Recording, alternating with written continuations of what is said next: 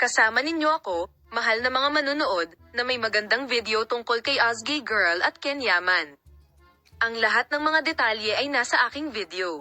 Ang mundo ng entertainment sa Turkey ay napuno ng balita na sina Ozgay Girl at Ken Yaman, ang mga sikat na bituin ng serye sa TV na Dolunay at Bay Falls, ay inaasahan ng kanilang unang anak na magkasama.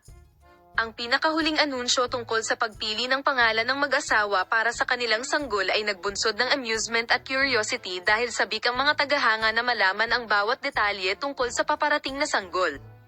Si Ozgay Girl at Ken Yaman, nakilala sa kanilang on-screen na isya prayer chemistry at off-screen na pagkakaibigan, ay naging isa sa mga hinahangaang celebrity couple ng Turkey. Ang kanilang paglalakbay mula sa on-screen na pag-iibigan hanggang sa totoong buhay na pagkakaibigan ay nakakuha ng puso ng mga tagahanga sa buong mundo, hanggang sa punto kung saan ang bawat update sa kanyang mga tagahanga ay sabik na hinihintay. Ang balita ng kanyang pagbubuntis sa unang bahagi ng taong ito ay nagpadala ng mga shockwaves sa kanyang fanbase, na may hindi mabilang na mga mensahe ng pagbati na bumubuhos mula sa lahat ng sulok ng mundo. Nang malapit na ang kanilang takdang petsa, pinili ng mag-asawa na manatiling pribado tungkol sa kanilang nalalapit na pagiging magulang, at piniling tikman ang mga sandaling malayo sa mata ng publiko.